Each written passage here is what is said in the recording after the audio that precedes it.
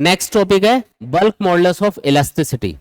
देखो जो modulus of elasticity वो तीन टाइप का होता है, एक होता है यंग्स मॉडुलस ऑफ इलास्टिसिटी, दूसरा है बल्क मॉडुलस ऑफ इलास्टिसिटी और तीसरा होता है मॉडुलस ऑफ रिजिडिटी या शियर मॉडुलस ऑफ इलास्टिसिटी, जिसको हम आगे पढ़ेंगे। ठीक है, यंग्स मॉडुलस के बारे में हम पढ़ चुके हैं। सेकंड है इसके अंदर बल्क मॉडुलस ऑफ इलास्टिसिटी। ठीक है, कोई भी टाइप का मॉडुलस ऑफ इलास्टिसिटी हो उसका बेसिक फॉर्मूला सेम होता है। क्या होता है? स्ट्रेस अपॉन स्ट्रेन, लेकिन स्ट्रेस का टाइप बदल जाता है और स्ट्रेन का टाइप बदल जाता है, उसके अकॉर्डिंग इनका अलग अलग नाम रखा जाता है। जैसे यहाँ पे जो बल्क मॉडुलस ऑफ इलास्टिसिटी है इसको मैं कैपिटल बी के सिंबल से डिनोट कर रहा हूं। इसका फॉर्मूला होता है normal stress divided by volumetric strain. तो बेसिकली स्ट्रेस अपॉन स्ट्रेन ही हमने लिखा है, लेकिन स्ट्रेस कौन से टाइप का लिया है? Normal stress. स्ट्रेन कौन से टाइप का लिया है? Volumetric stress. क्या फॉर्मूला होता है इनका? Bulk modulus B equal to आ जाएगा, नॉर्मल स्ट्रेस का फॉर्मूला होता है फोर्स अपॉन एरिया। ठीक है, वॉल्यूमेट्रिक स्ट्रेन का फॉर्मूला क्या होता है? Delta V upon V. और अगर वॉल्यूम में कमी आ रही है, चारों तरफ से आप किसी ऑब्जेक्ट पे फोर्स अप्लाई करके उसको कंप्रेस कर रहे हो, तो वॉल्यूम में क्या आएगी? कमी आएगी। तो डेल्टा वी की वैल्यू रहेगी यहाँ पे नेगेटिव। ठीक है, थोड़ा सिंप्लीफाई करके आप इसको ऐसे भी लिख सकते हो, F V divided by minus में आएगा ये ए डेल्टा वी। ठीक है, डेल्टा वी का मतलब क्या है? चेंज इन वॉल्यूम, वी का मतलब इनिशियल वॉल्यूम है। एक तो ये फॉर्मूला हो गया जो हम यूज कर सकते हैं। एक और फॉर्मूला देखो, bulk modulus is also equal to, देखो ये फोर्स अपॉन एरिया क्या बोला जा सकता है? प्रेशर। तो minus P V divided by delta we, ऐसा भी हम इसको लिख सकते हैं। ठीक, अच्छा ये जो P है, लेकिन ध्यान रखना ये जो P है वो एक्स्ट्रा प्रेशर है जो आपने ऑब्जेक्ट के ऊपर अप्लाई किया है। मान लो पहले से ऑब्जेक्ट पे कुछ प्रेशर लग रहा है और उस प्रेशर के ऊपर उसका वॉल्यूम है V, अब आपने उस पर प्रेशर बढ़ा दिया, तो कितना प्रेशर आपने इंक्रीज किया वो P है। यहाँ पे P का मतलब क्या है? Increase in pressure. लिख देता हूं मैं, P का मतलब क्या है यहाँ पे? Increase in pressure. ठीक है, और एक चीज और इंपॉर्टेंट है इसके अंदर, कई बार क्या होता है कि हम ये जो फॉर्मूला है ये हम स्मॉल चेंज के लिए लिखते हैं। स्मॉल चेंज मतलब वॉल्यूम में मामूली सा चेंज आता है, तो इसी फॉर्मूले को हम ऐसा भी लिख सकते हैं, B equal to minus P V divided by d V. D V का मतलब small change in volume, V का मतलब इनिशियल वॉल्यूम और P का मतलब क्या है? चेंज इन प्रेशर या एक्स्ट्रा प्रेशर जो आपने अप्लाई किया उसके ऊपर। ठीक, इंक्रीज इन प्रेशर भी आप इसको बोल सकते हो। तो ये कुछ फॉर्मूले हो गए। अब ये जो बल्क मॉडुलस ऑफ इलास्टिसिटी है ये तीनों टाइप के मटेरियल्स के लिए हम डिफाइन करते हैं, सॉलिड, लिक्विड और गैस। और सबसे ज्यादा जो वॉल्यूम में चेंज आता है वो किसके आता है? गैस के वॉल्यूम में चेंज आता है। अगर आप फोर्स या प्रेशर अप्लाई करते हो किसी गैस के ऊपर तो उसके मॉलिक्यूल्स काफी दूर दूर होते हैं, तो वो पास पास आ जाएंगे, तो वॉल्यूम में सबसे ज्यादा चेंज किस में आएगा?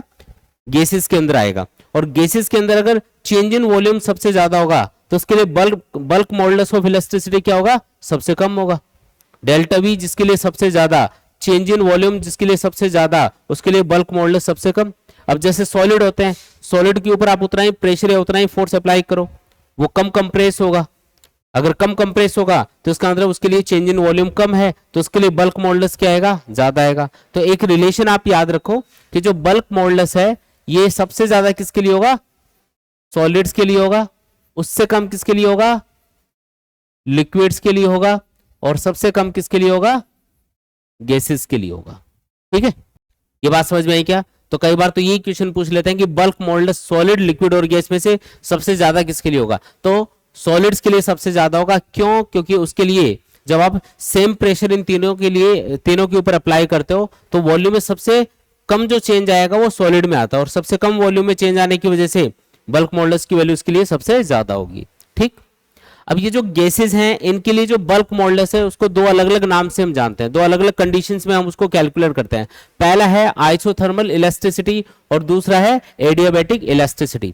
जो आइसोथर्मल इलास्टिसिटी है उसको मैं ई थीटा के सिंबल से डिनोट कर रहा हूं। आइसोथर्मल का मतलब होता है कि जब टेम्परेचर कांस्टेंट रहता है उस कंडीशन में अगर आप किसी भी गैस को कंप्रेस कर रहे हो, कोई भी गैस है मान लो, उसको आप कंप्रेस कर रहे हो, कौन सी सिचुएशन में? आइसोथर्मल कंडीशन में, मतलब टेम्परेचर क्या रहेगा? कांस्टेंट रहेगा। अगर टेम्परेचर कांस्टेंट है तो उस कंडीशन में जो मॉडुलस ऑफ इलास्टिसिटी है उसको बोलते हैं आइसोथर्मल इलास्टिसिटी। ठीक है, अच्छा, और एडियाबैटिक इलास्टिसिटी का मतलब क्या होता है? तो एडियाबेटिक कंडीशन ये होती है कि पीवी पावर गामा अगर कांस्टेंट है, जहां पे गामा का मतलब क्या होता है, एडियाबेटिक इंडेक्स बोलते हैं इसको। गामा क्या है, एडियाबेटिक इंडेक्स, जिसकी वैल्यू हमेशा किसी भी गैस के लिए 1 से ज्यादा ही होती है। अलग अलग मोनोएटॉमिक, डाइएटॉमिक, ट्राइएटॉमिक गैस के लिए गामा की वैल्यू अलग अलग होती है, बाकी 1 से ज्यादा होती है इसकी वैल्यू हमेशा। तो अगर ये वाला रूल फॉलो हो रहा है तो हम बोलेंगे कि जो गैस है वो एडियाबेटिक सिचुएशन में है, एडियाबेटिक, उसके ऊपर कंप्रेशन या एक्सपांशन अप्लाई किया जा रहा है। ठीक है, इस तरीके से देखते हैं। तो सबसे पहले जो आइसोथर्मल इलास्टिसिटी है या कोफिशिएंट ऑफ आइसोथर्मल इलास्टिसिटी है उसको हम कैलकुलेट करके देखते हैं। ये जो एडियाबेटिक इलास्टिसिटी है, इस कंडीशन में जो कोफिशिएंट ऑफ इलास्टिसिटी अपने पास निकल के आएगा उसको मैं ई फाई के सिंबल से डिनोट कर रहा हूं। तो ये मैंने अलग अलग सिंबल लिए हैं। ई थीटा का मतलब है कोफिशिएंट ऑफ आइसोथर्मल इलास्टिसिटी और ई फाई का मतलब है कोफिशिएंट ऑफ एडियाबेटिक इलास्टिसिटी। कैसे कैलकुलेट करना है थोड़ा समझ लो इसको। हमने बोला कि टेम्परेचर कांस्टेंट रहेगा आइसोथर्मल कंडीशन में, तो जो आइडियल गैस के लिए इक्वेशन होती है PV equal to N R T, उसमें टी आपने कांस्टेंट कर दिया, एन का मतलब होता है नंबर ऑफ मोल्स, आर मतलब गैस कांस्टेंट, ये सारी चीजें कांस्टेंट हो गई। मतलब अगर ये सारी चीजें कांस्टेंट है तो हम लिख सकते हैं पीवी इक्वल टू कांस्टेंट। ठीक है, अब हम दोनों साइड में डिफरेंशिएशन करेंगे with respect to V, V मतलब वॉल्यूम। तो अगर वॉल्यूम चेंज करोगे, अगर आप वॉल्यूम के रेस्पेक्ट में डिफरेंशिएशन कर रहे हो, मतलब आप वॉल्यूम को वेरिएबल ले रहे हो, तो वॉल्यूम चेंज होगा तो गैस का प्रेशर भी साथ साथ चेंज होगा। तो पी भी यहाँ पे वेरिएबल है एक तरह से। और जब भी एक तरह से डिफरेंशिएशन करना होता है और दो फंक्शन मल्टीप्लाई में दे रखे होते हैं तो हम क्या करते हैं, पहले एक फंक्शन को एज इट इज रखते हैं, दूसरे का करते हैं, फिर प्लस, फिर पहले वाले को डिफरेंशिएट करते हैं, दूसरे को एज इट इज रखते हैं। इस तरीके से करना होता है। तो मैं पी को एज इट इज रखूंगा और वी का डिफरेंशिएशन करूंगा जो कि 1 आएगा, वी के रेस्पेक्ट में कर रहे हो, फिर आएगा प्लस, फिर पी का करना है तो ये हो जाएगा डीपी अपॉन डीवी, और v को एज इट इज रखना है इक्वल टू कांस्टेंट होगा कुछ सामने, और कांस्टेंट का डिफरेंशिएशन क्या हो जाएगा 0। यहां से आ जाएगा v dp बाई dv, ये इधर लेके गए मान लो हम, माइनस में हो जाएगा इधर, इक्वल टू p। ये आ गया अपने पास में। अब ये क्या लिखा है इसको ध्यान से देखो, v मतलब वॉल्यूम, dp मतलब चेंज इन प्रेशर, मतलब जो आपने गैस के ऊपर प्रेशर इंक्रीज किया है ये वो है dp, और dv क्या है, चेंज इन वॉल्यूम। ठीक है, यहाँ पे बल्क मॉडुलस का फॉर्मूला देखो क्या लिखा हुआ है, बल्क मॉडुलस का फॉर्मूला क्या लिखा है, B equal to minus PV upon dV. P मतलब एक्स्ट्रा प्रेशर जो आपने उसके ऊपर अप्लाई किया है, या इंक्रीज इन प्रेशर, जिसको डीपी भी बोला जा सकता है। तो ये जो P लिखा है इसका मतलब होता है increase in pressure, simple way में ऐसे लिखते हैं। बाकी डीपी का मतलब भी वही है, डीपी मतलब चेंज इन प्रेशर, V मतलब वॉल्यूम डिवाइडेड बाई डीवी। देखो ये लिखा है, इसका मतलब ये तो बल्क मॉडुलस का फॉर्मूला बन गया। तो बल्क मॉडुलस किसके बराबर है, यहाँ पे बल्क मॉडुलस को मैं यहाँ पे ई थीटा के सिंबल से डिनोट कर रहा हूँ आइसोथर्मल कंडीशन में, तो ये प्रेशर के बराबर आ रहा है। इसका मतलब एक इंपॉर्टेंट रिजल्ट बन गया कि आइसोथर्मल कंडीशन में टेम्परेचर को कांस्टेंट रखते हुए अगर आप किसी भी गैस को कंप्रेस करते हो तो उस कंडीशन में जो मॉडुलस ऑफ इलास्टिसिटी आएगा उसका, वो उसके प्रेशर के बराबर आएगा। किसके बराबर आएगा, प्रेशर के बराबर आएगा। आया समझ में, गैस का जो प्रेशर होगा ना उसके बराबर होगा। कौन, मॉडुलस ऑफ इलास्टिसिटी, कौन सी कंडीशन में, आइसोथर्मल कंडीशन में। फिर दूसरा है एडियाबेटिक इलास्टिसिटी। एडियाबेटिक इलास्टिसिटी का मतलब है PV power gamma equal to constant. अब इससे क्या मॉडुलस ऑफ इलास्टिसिटी निकल के आएगा, उसको सॉल्व करने के लिए हम क्या करेंगे, इसका भी डिफरेंशिएशन करके देखेंगे। तो वही तरीका है, वी के रेस्पेक्ट में डिफरेंशिएट करो, पी को एज इट इज रखो, पहले v की पावर गामा का डिफरेंशिएशन होगा, गामा आगे आ जाएगा, v की पावर गामा -1 बन जाएगा, प्लस फिर p का करना है तो ये बन जाएगा dp upon dv into V की power gamma, as it is रखना है, ये इक्वल टू 0 आ जाएगा, कांस्टेंट का डिफरेंशिएशन 0।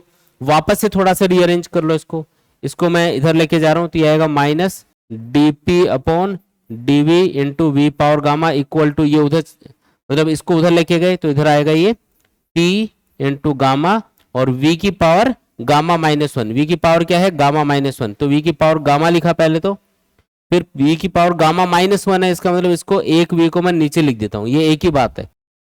इस v को ऊपर ले जाओगे तो v की पावर गामा -1 बन जाएगा, एक ही बात है ना, कोई दिक्कत नहीं है। अच्छा ऐसा क्यों लिखा, ताकि v की पावर गामा तो कैंसिल ही हो जाए और ये जो v है इसको मैं इधर मल्टीप्लाई कर दूं, तो ये बन जाएगा minus dp into V upon dv equal to gamma into P. आया समझ में। अब यहाँ पे अगेन देखो, ये तो वही बल्क मोल्डस का फॉर्मूला बन गया, डीपी मतलब चेंज इन प्रेशर, वी मतलब वॉल्यूम और डीवी मतलब चेंज इन वॉल्यूम, है ना, ये फॉर्मूला होता है बल्क मोल्डस का। इसका मतलब ये बल्क मोल्डस आपके पास निकल के आ गया एडियाबेटिक कंडीशन में। तो एडियाबेटिक कंडीशन में जो बल्क मोल्डस है जिसको हम कोफिशिएंट ऑफ एडियाबेटिक इलास्टिसिटी बोलेंगे, वो बराबर होगा किसके बराबर होगा, गामा पी के बराबर होगा। तो मैं E5 से इसको डिनोट कर रहा हूं। एडियाबेटिक कंडीशन में जो मोल्डस ऑफ इलास्टिसिटी है उसको हमने क्या बोला, E5, ये किसके बराबर होगा, गामा पी के बराबर होगा, गामा पी के बराबर होगा। ठीक है, आया समझ में। तो एक चीज देख के बताओ कि ई थीटा ज्यादा है या E5 ज्यादा है। ई थीटा मतलब कोफिशिएंट ऑफ आइसोथर्मल इलास्टिसिटी और bulk modulus of elasticity in adiabatic condition क्या है, E5 जो कि गामा पी के बराबर है। तो दोनों में से ज्यादा कौन सा है, गामा की वैल्यू हमेशा 1 से ज्यादा होती है।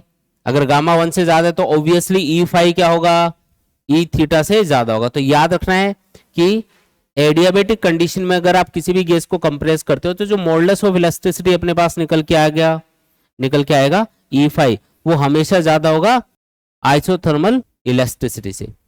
मतलब बल्क मोल्डस जो आइसोथर्मल कंडीशन में आप कैलकुलेट करोगे, किसी भी गैस को टेम्परेचर को कांस्टेंट रखते हुए जब आप उसको कंप्रेस करोगे, तो उस सिचुएशन में जो बल्क मोल्डस होगा जिसको हम क्या बोल रहे हैं, bulk modulus of elasticity in isothermal condition, वो हमेशा कम रहेगा। और एडियाबेटिक कंडीशन में जो बल्क मोल्डस ऑफ इलास्टिसिटी है वो हमेशा ज्यादा होगा। ये रिलेशन इंपॉर्टेंट है, कई बार इस पर डायरेक्टली क्वेश्चन पूछा हुआ है कि ज्यादा कौन सा होता है दोनों में से। तो एडियाबेटिक कंडीशन में जो मोल्डस ऑफ इलास्टिसिटी वो ज्यादा है आइसोथर्मल कंडीशन की कंपैरिजन में। आया समझ में। नेक्स्ट टॉपिक है कंप्रेसिबिलिटी। देखो बल्क मोल्डस का जो रेसिप्रोकल है उसी को हम बोलते हैं कंप्रेसिबिलिटी, के से इसको डिनोट करते हैं। तो बस इसके बारे में इतना ही याद रखना है कि कंप्रेसिबिलिटी क्या चीज होती है, बल्क मोल्डस का जो रेसिप्रोकल है उसी को बोलते हैं कंप्रेसिबिलिटी। फॉर्मूला क्या बन जाएगा इसका, तो जो बल्क मोल्डस का फॉर्मूला उसका उल्टा कर दो, यानी कि फॉर्मूला बन जाएगा minus delta V upon PV. ठीक है, आया समझ में। पी का मतलब याद रखना इंक्रीज इन प्रेशर है यहाँ पे फॉर्मूले के अंदर, वी मतलब इनिशियल वॉल्यूम, डेल्टा वी का मतलब है change in volume. Clear. Compressibility का मतलब क्या है, बल्क मोल्डस का रेसिप्रोकल। ठीक है, आगे बढ़ते हैं, क्वेश्चंस करके देखते हैं। देखो क्वेश्चन दिया हुआ है, the bulk modulus of a spherical object is capital B, if it is subjected to uniform pressure P, the fractional decrease in radius is. Fractional decrease in radius का मतलब ये होता है change in radius divided by initial radius, इसको हम बोलते हैं fractional change in radius. तो ये आपको पूछा जा रहा है, जो ऑब्जेक्ट है उसके लिए, जो स्फेरिकल ऑब्जेक्ट है उसके लिए बल्क मोल्डस आपको दिया हुआ है और इसके ऊपर जो प्रेशर अप्लाई किया जा रहा है वो पी के बराबर है। तो पी और बी के टर्म्स में आपको आंसर बताना है। कैसे कैलकुलेट करेंगे, पहले हम ये देखते हैं कि फ्रैक्शनल चेंज इन वॉल्यूम कितना आता है, उसके बाद में हम fractional change in radius calculate करेंगे। तो बल्क मोल्डस का फॉर्मूला होता है B equal to minus PV upon delta V. यहाँ पे माइनस का सिंबल क्या बताने के लिए है कि यहाँ पे वॉल्यूम में कमी आ रही है। अगर मान लो कंप्रेस कर रहे हो तो वॉल्यूम में कमी आएगी, और अगर मान लो बाहर से स्ट्रेच कर रहे हो तो वॉल्यूम इंक्रीज होगा, तब ये माइनस सिंबल नहीं लगाना है। ठीक है, अभी मैं इसको हटा ही देता हूँ नेगेटिव सिंबल को, क्योंकि यहाँ पे सिर्फ वैल्यू कैलकुलेट करके बतानी है। तो यहाँ पे जो बल्क मोल्डस उसका फॉर्मूला बन गया पीवी अपॉन डेल्टा वी। समझ में आया ये। अब आपको fractional change in volume calculate करना है पहले, तो उसका फॉर्मूला होता है डेल्टा वी अपॉन वी, जो कि बराबर आएगा पी अपॉन बी के बराबर। क्लियर है इतनी बात। अच्छा, डेल्टा वी अपॉन वी का मतलब क्या है, फ्रैक्शनल चेंज इन वॉल्यूम। अब ये फ्रैक्शनल चेंज अगर आपको रेडियस का पूछा जा रहा है क्वेश्चन में, तो पहले वॉल्यूम और रेडियस में क्या रिलेशन होगा पहले वो देखना पड़ेगा। किसी भी स्फेरिकल ऑब्जेक्ट का जो वॉल्यूम होता है उसका फॉर्मूला होता है 4/3 पाई आर क्यूब, यानी कि जो वॉल्यूम है वो आर क्यूब के डायरेक्टली प्रोपोर्शनल है। आपको प्रोपोर्शनलिटी पता चल गई तो आप इजीली फ्रैक्शनल चेंज बता सकते हो। कैसे, हम इधर लिखेंगे फ्रैक्शनल चेंज इन वॉल्यूम जो कि डेल्टा वी अपॉन वी के बराबर होगा, ये इक्वल लिखा जाएगा fractional change in radius delta R upon R into जो भी इसकी पावर है, वो पावर कितनी है 3, तो 3 से मल्टीप्लाई करके लिख दो। याद रखना है कि जो भी पावर होती है ना वो मल्टीप्लाई में चली जाती है, फ्रैक्शनल चेंज या परसेंटेज चेंज जब भी कैलकुलेट करते हैं तब। अब ये वैल्यू किसके बराबर है, P अपॉन बी के बराबर है, ये हमने ऑलरेडी सॉल्व कर रखा है।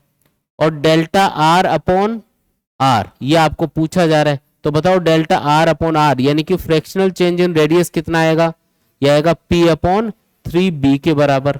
कौन सा ऑप्शन करेक्ट होगा यहाँ पे, जो थर्ड वाला ऑप्शन है वो यहाँ पे करेक्ट होगा। बोलो आया क्या समझ में, आसान है एकदम।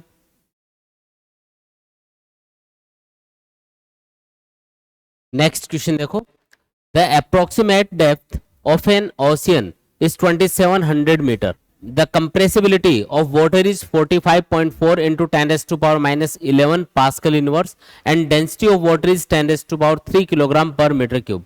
What fractional compression of water will be obtained at the bottom of the ocean. Fractional compression का मतलब है फ्रैक्शनल चेंज इन वॉल्यूम आपको पूछ रहा है ये, ठीक है। तो जब भी वॉल्यूम में चेंज आ रहा होता है तो हम बल्क मॉडुलस कैलकुलेट करते हैं उसके लिए, और बल्क मॉडुलस का फॉर्मूला होता है B = PV upon delta V। वो जो माइनस सिंबल आता है वो मैंने लगाया नहीं है, वो सिर्फ चेंज इन वॉल्यूम को बताने के लिए होता है कि वॉल्यूम कम हो रहा है, ठीक है। हमको क्या पूछा है इसने, डेल्टा V अपॉन V पूछा है, तो ये बराबर होगा P अपॉन B के। P का मतलब क्या है, प्रेशर, जो कि ओशियन की 2700 मीटर डेप्थ के ऊपर जो पॉइंट होगा उसके ऊपर लग रहा होगा। तो प्रेशर को हम लिख सकते हैं रो जी एच, क्या लिख सकते हैं, रो जी एच। रो का मतलब density of the liquid, g मतलब एक्सेलरेशन ड्यू टू ग्रेविटी, और एच का मतलब है height of the liquid column, ठीक है। तो यहाँ पे आएगा ये delta V upon V equal to, pressure की जगह क्या लिखना है, rho g h divided by B। अब जो कंप्रेसिबिलिटी है वो आपको क्वेश्चन में गिवन है, बल्क मॉडुलस गिवन नहीं है, लेकिन हमको पता है कि बल्क मॉडुलस का जो रेसिप्रोकल है उसी को हम क्या बोलते हैं, कंप्रेसिबिलिटी। जो कंप्रेसिबिलिटी है ना K, वो 1/B के बराबर होती है। तो यहाँ पे ये जो 1/B लिखा है एक तरह से इसको K लिख सकते हो। तो डेल्टा V अपॉन V का फॉर्मूला क्या बन गया, K रो जी एच। बस ये वैल्यूज पुट कर दो, सॉल्व कर लो, यही अपना आंसर है। तो फ्रैक्शनल चेंज इन वॉल्यूम आ जाएगा अपने पास में। देखो K की वैल्यू क्या है, कंप्रेसिबिलिटी है 45.4 इंटू 10⁻⁻11। रो मतलब डेंसिटी ऑफ द वाटर, वो है 10⁻³ किलोग्राम पर मीटर क्यूब। जी की वैल्यू 10 ले लेंगे, और कितनी हाइट की ये बात कर रहा है, तो एक तरह से जिस पॉइंट की ये बात कर रहा है उससे 2700 हाइट तक लिक्विड भरा हुआ है। एक्चुअल में ओशियन की डेप्थ की ये बात कर रहा है, लेकिन जो पॉइंट है वो उससे ऊपर कितनी हाइट तक लिक्विड है, 2700 मीटर, ठीक है। तो ये 2700 मीटर पुट करना है। अब इसको पूरा सॉल्व करेंगे, जब आप इसको सॉल्व करोगे तो इसकी वैल्यू आएगी 1.2 इंटू 10⁻², और ये आ गया अपने पास में फ्रैक्शनल चेंज इन वॉल्यूम, ठीक है। ये अपना फाइनल आंसर है, ठीक है। बस आपको फॉर्मूला यूज करना है, इसमें आपके लिए नया फॉर्मूला ये हो सकता है, pressure of the liquid column ये बराबर होता है रो जी एच के। अब क्योंकि ओशियन के अंदर हम एच डेप्थ के ऊपर हैं, इसलिए वहां पे प्रेशर होगा रो जी एच के बराबर, जो यहाँ पे आपको पुट करना है, और वही प्रेशर उस ऑब्जेक्ट के ऊपर लग रहा होगा जो 2700 मीटर डेप्थ के ऊपर रखा होगा, ठीक है। आया समझ में।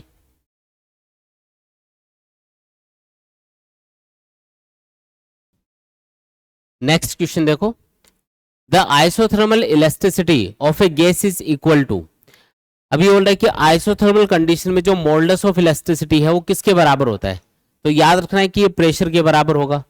सेकंड क्वेश्चन में पूछा है the adiabatic elasticity of a gas is equal to, तो एडियाबैटिक कंडीशन में जो मॉडुलस ऑफ इलास्टिसिटी है वो गामा इंटू प्रेशर के बराबर होता है। तो कौन सा ऑप्शन करेक्ट होगा, सी वाला।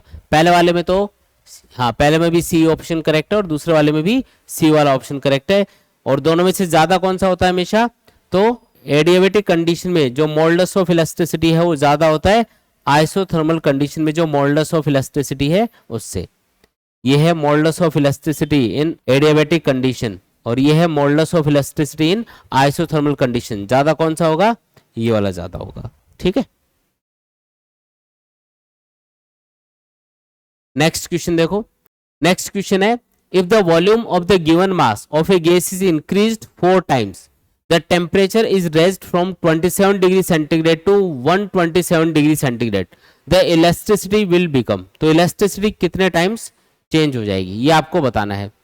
यहाँ पे इनिशियल टेम्परेचर कितना दे रखा है 27 डिग्री सेंटीग्रेड, जिसको केल्विन में लिखोगे तो 273 ऐड करना पड़ेगा। 273 इसमें ऐड करोगे तो ये 300 केल्विन बन जाएगा। और फाइनल टेम्परेचर है 127 डिग्री सेंटीग्रेड, जिसमें आप 273 ऐड करोगे, जब भी कैलकुलेशन करते हो ना तो टेम्परेचर हमेशा केल्विन में लिखना होता है, तो 273 ऐड करोगे तो ये क्या बनेगा, 400 केल्विन बनेगा। कोई भी गैस है उसका कोई फिक्स वॉल्यूम है, आपने क्या किया, उसके ऊपर प्रेशर अप्लाई किया और टेम्परेचर चेंज किया, तो उससे क्या हुआ, उसका जो वॉल्यूम है वो इंक्रीज हो गया। कितना इंक्रीज हुआ, 4 टाइम्स इंक्रीज हो गया, यानी कि V2 क्या है, 4 टाइम्स ऑफ V1 है। ये ऐसे इसलिए क्वेश्चन में बोला है कि जो वॉल्यूम है वो 4 टाइम्स इंक्रीज हो गया, टेम्परेचर इतना बढ़ाया हमने, प्रेशर में भी साथ साथ चेंज आया इसमें, उसके लिए कोई इंफॉर्मेशन है नहीं अपने पास। चलो ठीक है, देखते हैं। इसने बोला कि जो मॉडुलस ऑफ इलास्टिसिटी है वो कितना हो जाएगा। तो आपको पता है कि मॉडुलस ऑफ इलास्टिसिटी अगर किसी एक पर्टिकुलर टेम्परेचर पे देखा जाता है तो वो जो प्रेशर होता है उस टेम्परेचर पे गैस का उसके बराबर होता है। इन आइसोथर्मल कंडीशन जो मॉडुलस ऑफ इलास्टिसिटी होगा ई थीटा, वो किसके बराबर होता है, गैस के प्रेशर के बराबर होता है।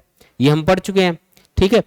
आपको ये फाइंड करना है कि मॉडुलस ऑफ इलास्टिसिटी कितना चेंज होगा, तो पहले ये चेक करना पड़ेगा कि प्रेशर कितना चेंज हुआ, उसी के अकॉर्डिंग बता पाओगे आप। तो आपको क्या करना है, मैं इसको प्रेशर को रिलेट कर रहा हूं टेम्परेचर और वॉल्यूम से। किसी भी आइडियल गैस के लिए हम इक्वेशन लिखते हैं PV equal to nRT। Isothermal condition के अंदर जो मॉडुलस ऑफ इलास्टिसिटी है उसको प्रेशर के बराबर लिख रहे हैं, तो प्रेशर इक्वल टू क्या आ जाएगा यहां से, बताओ, प्रेशर इक्वल टू क्या आएगा यहां से, nRT अपॉन V आएगा, ठीक है। अगर हम मॉडुलस ऑफ इलास्टिसिटी का रेशियो कैलकुलेट कर लें तो हमें यह पता चल जाएगा कि कितने times modulus of elasticity change हो रहा है। तो E theta 1 upon E theta 2 ये हम कैलकुलेट करेंगे, और ये किसके बराबर होगा, P1 अपॉन P2 के बराबर होगा। देखो E थीटा P के बराबर है ना, इसलिए E theta 1 upon E theta 2 ये किसके बराबर होगा, बोलो, ये P1 अपॉन P2 के बराबर होगा। अच्छा, P1 की वैल्यू और P2 की वैल्यू इस फॉर्मूले के अकॉर्डिंग लिखेंगे। यहाँ पे N और R तो कांस्टेंट है, तो आप क्या लिखोगे, P1 की जगह लिखोगे T1 अपॉन V1 और P2 की जगह लिखोगे T2 अपॉन V2। रेशियो में अगर आप इसको लिखते हो ना, पूरे फॉर्मूले को भी लिखते हो, जैसे NR इसके भी मल्टीप्लाई में आएगा NR, तो वो NR तो कैंसिल हो जाएगा ना, इसलिए उसको लिखा नहीं है मैंने, समझ गए ना ये, ठीक। ये आएगा T1 upon T2 into V2 ऊपर चला जाएगा तो V2 अपॉन V1। बस वैल्यू पुट करके सॉल्व कर दो।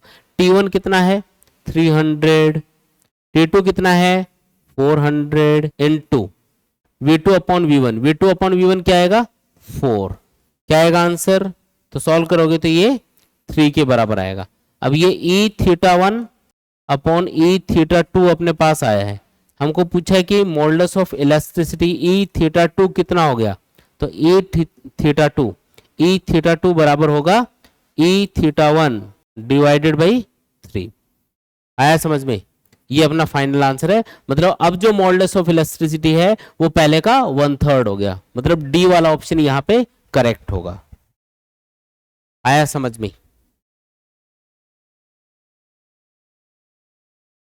नेक्स्ट क्वेश्चन देखो, if A rubber ball is taken at the depth of 200 meter in a pool, its volume decreases by 0.1%. If the density of the water is 1 into 10 raised to about 3 kilogram per meter cube and g equal to 10 meter per second square, then the volume elasticity in Newton per meter square will be. Volume elasticity मतलब bulk modulus of elasticity. Bulk modulus of elasticity का formula क्या होता है, normal stress divided by volumetric strain. तो इससे जो bulk modulus निकल के आता है ना, जो वैल्यू निकल के आती है उसी को हम वॉल्यूम इलास्टिसिटी भी बोलते हैं।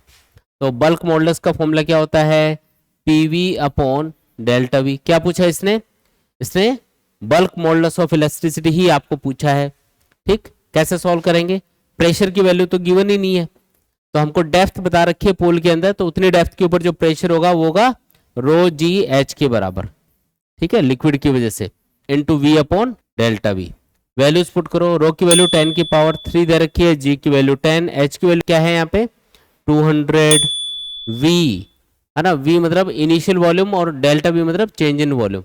ये बोल रहा है कि वॉल्यूम 0.1% डिक्रीज हो गया, तो पहले इसको सॉल्व कर लो कि 0.1% डिक्रीज का मतलब क्या है, परसेंटेज चेंज इन वॉल्यूम आपको दे रखा है, तो परसेंटेज चेंज इन वॉल्यूम का मतलब होता है change in volume divided by initial volume into 100। ये आपको 0.1% दे रखा है, तो बताओ डेल्टा V अपॉन V क्या आएगा यहां से 0.1/100, जिसको आप 1/1000 भी बोल सकते हो।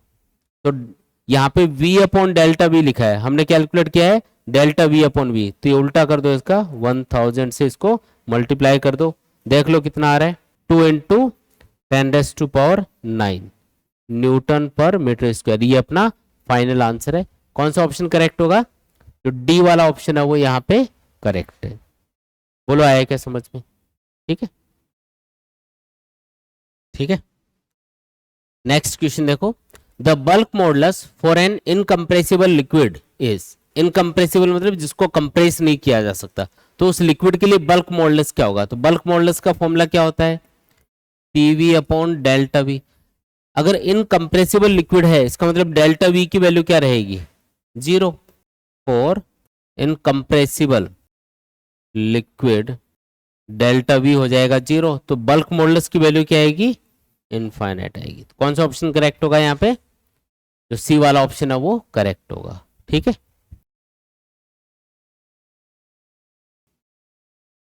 नेक्स्ट क्वेश्चन देखो, a gas undergoes a change according to the law P equal to P naught e power alpha V, find the bulk modulus of the gas. यहाँ पे जो अल्फा है ये कोई कांस्टेंट है, पी नॉट भी यहाँ पे कांस्टेंट है। इक्वेशन इसने दी है P equal to P naught e power alpha V. ये पूछ रहा है कि कोई भी गैस है वो इस लॉ को फॉलो कर रही है, तो उसके लिए बल्क मॉडुलस ऑफ इलास्टिसिटी आपको कैलकुलेट करके बताना है। अब बल्क मॉडुलस का फॉर्मूला मैं लिख देता हूँ, बल्क मॉडुलस बराबर होता है पीवी अपॉन डीवी के बराबर, है ना, माइनस पीवी अपॉन डीवी। अगर गैस को कंप्रेस कर रहे हो तो ये फॉर्मूला हम बल्क मॉडुलस कैलकुलेट करने के लिए यूज करते हैं। तो आपको ये वाला फॉर्मेट बनाना पड़ेगा और इससे जो वैल्यू निकल के आएगी इस फॉर्मेट से, वही क्या होगा? Bulk modulus of this gas होगा। तो एक काम करते हैं, इसको सॉल्व करने के लिए आपको डिफरेंशिएशन करना पड़ेगा इस इक्वेशन का। तो हम इसका v के रेस्पेक्ट में डिफरेंशिएशन करेंगे, इधर लिखेंगे dp अपॉन dv, v के रेस्पेक्ट में डिफरेंशिएशन करना है, ये आएगा p नॉट कांस्टेंट है, e की पावर अल्फा v का डिफरेंशिएशन होगा e की पावर अल्फा v, और क्योंकि v के मल्टीप्लाई में अल्फा है इसलिए इनटू अल्फा भी लिखना पड़ेगा। आया समझ में? ये अपने पास इक्वेशन बन गई। अच्छा, एक काम करते हैं, ये जो P नॉट ई की पावर अल्फा वी है, देखो P नॉट ई की पावर अल्फा वी, इसको P लिख देते हैं वापस, तो dP अपॉन dV ये किसके बराबर आ गया? P इंटू अल्फा के बराबर आ गया। ठीक है, हमें ये वाला फॉर्मेट बनाना है, तो dP अपॉन dV, dP मतलब इंक्रीज इन प्रेशर, ये P का मतलब यहाँ पे इंक्रीज इन प्रेशर ही होता है, तो ये dP समझो आप इसको, ये नीचे dV लिखा ही है, बस V की कमी है। तो एक काम करते हैं, दोनों साइड में V से मल्टीप्लाई कर देते हैं, तो ये इधर बन जाएगा V dP upon dV equal to P V alpha, ऐसा लिख दिया। ठीक है, और ये जो चीज यहाँ पे लिखी है V dP अपॉन dV, इसी को हम क्या बोलते हैं? बल्क मॉडुलस ऑफ इलास्टिसिटी बोलते हैं। P से कंफ्यूज मत हो ना, P का मतलब है इंक्रीज इन प्रेशर इस फॉर्मूले के अंदर, जिसको हमने dP लिखा हुआ वहां पे। माइनस का सिंबल ये बता रहा है कि जो गैस है उसको कंप्रेस किया जा रहा है, या जो भी ऑब्जेक्ट है उसको कंप्रेस किया जा रहा है, इसलिए यहाँ पे माइनस का सिंबल आता है। तो वो यहाँ पे नहीं लगाओगे तो भी चलेगा, क्योंकि आंसर पॉजिटिव में दे रखे हैं। इसलिए जो बल्क मॉडुलस ऑफ इलास्टिसिटी है उसकी वैल्यू किसके बराबर आएगी? पीवी अल्फा के बराबर आएगी। ठीक है, कौन सा ऑप्शन करेक्ट है यहाँ पे? सी वाला ऑप्शन करेक्ट होगा अपना। आया समझ में? देखो कितना आसान है।